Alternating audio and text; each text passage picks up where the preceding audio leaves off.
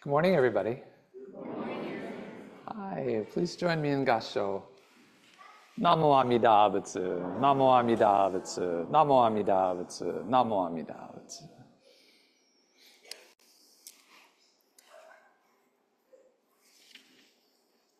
So I want to start, as I often do, with a question. I'm looking at Dharma school students.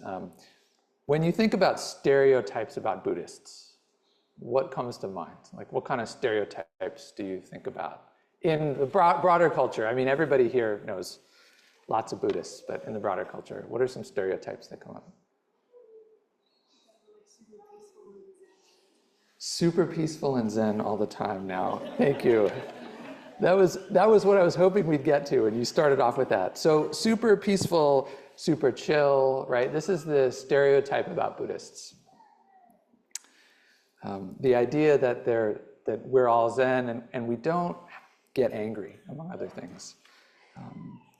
And that's just an idea, and it's not human, right? It's not really true. So today I want to talk about anger and frustration and being short with people.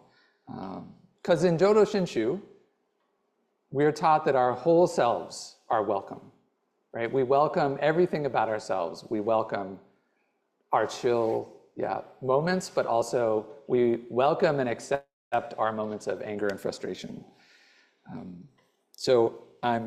This is not necessarily participatory, but I'm going to just ask everyone to consider, who here has had and acted on feelings of anger, frustration, impatience?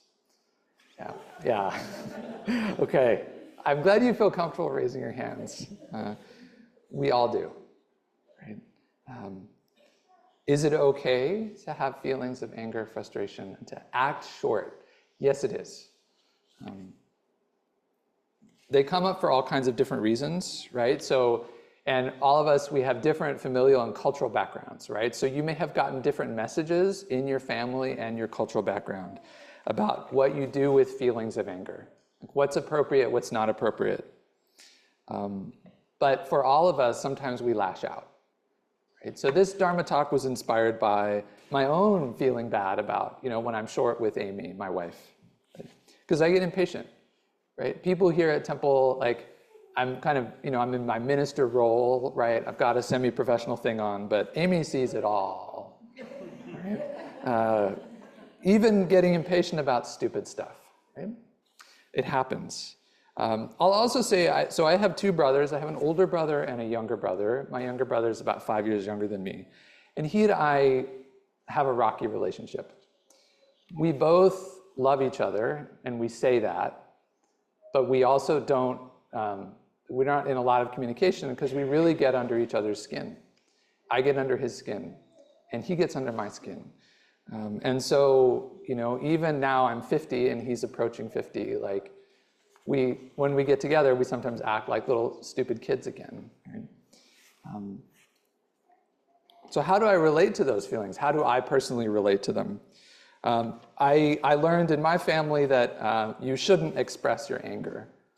Right? That's like, especially to people you love, you should keep that inside. And so whenever I do that, whenever I lash out, whenever I get impatient with Amy, with my little brother, I then feel bad about it.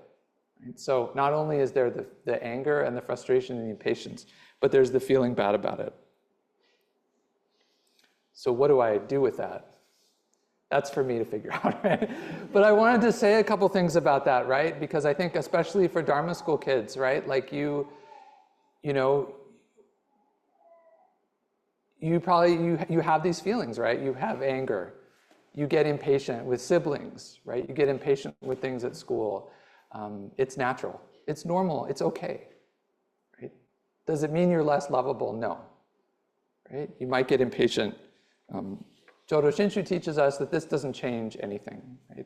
We may not live up to the image of the perfect Buddhist, but that doesn't mean we're not Buddhists, and we're not perfect Buddhists. So when we're impatient, right? When we snap back at somebody for something, even if they're just trying to help us, right? Maybe somebody at school, a friend of yours, or your parent, right? and then later you feel bad about it, does that mean that you're less lovable? It does not.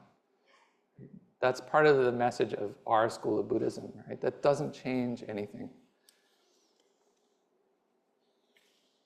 Something else that's important in the Buddhist tradition is we are taught in Buddhism we aren't our feelings. Right? Our feelings are important, but the Buddhist tradition teaches they're not like the core essence of who we are.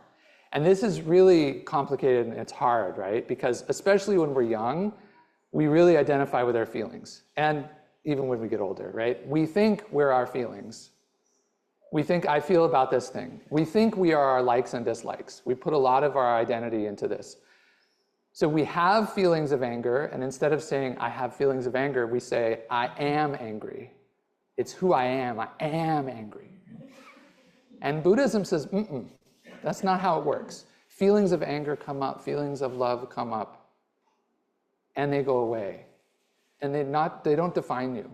So if you're impatient, you snap at somebody, that doesn't change who you are. That doesn't make you into angry, right? You have feelings of anger. Feelings come up. So and this goes for all the feelings, and this is general Buddhist teachings, right? If you are feeling sad, you are not the sadness. If you're feeling anxious, you are not the anxiety.